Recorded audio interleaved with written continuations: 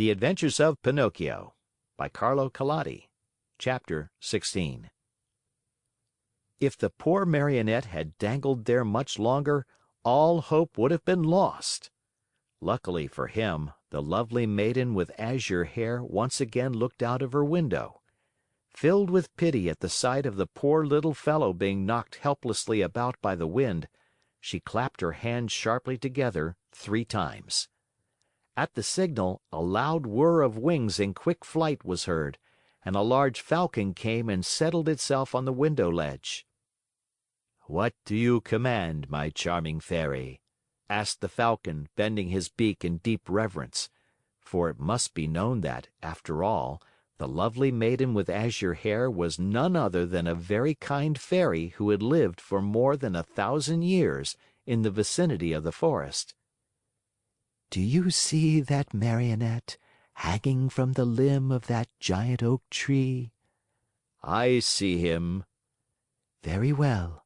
Fly immediately to him. With your strong beak, break the knot which holds him tied, take him down, and lay him softly on the grass at the foot of the oak." The Falcon flew away and after 2 minutes returned, saying, "I have done what you have commanded." "How did you find him, alive or dead?" "At first glance, I thought he was dead.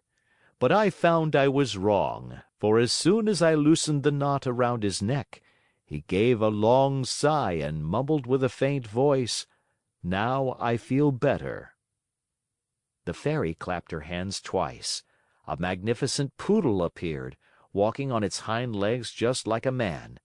He was dressed in court livery. A tricorn trimmed with gold lace was set at a rakish angle over a wig of white curls that dropped down to his waist. He wore a jaunty coat of chocolate colored velvet, with diamond buttons, and with 2 huge pockets which were always filled with bones, dropped there at dinner by his loving mistress.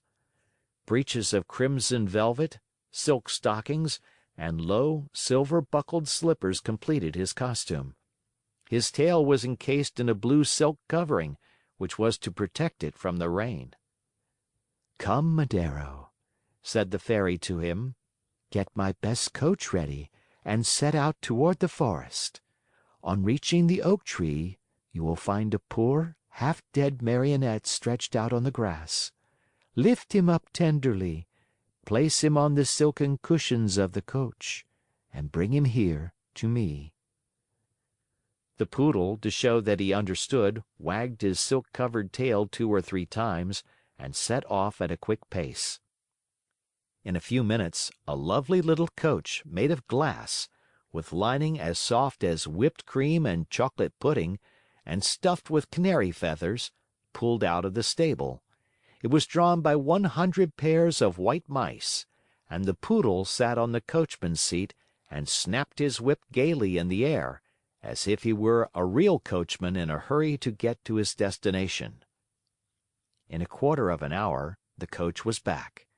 The Fairy, who was waiting at the door of the house, lifted the poor little Marionette in her arms, took him to a dainty room with mother of pearl walls, put him to bed, and sent immediately for the most famous doctors of the neighborhood to come to her.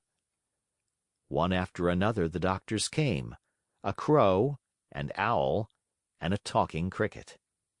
"I should like to know, Signore," said the Fairy, turning to the 3 doctors gathered about Pinocchio's bed, "I should like to know if this poor Marionette is dead or alive." At this invitation, the Crow stepped out and felt Pinocchio's pulse, his nose, his little toe. Then he solemnly pronounced the following words: "To my mind, this Marionette is dead and gone.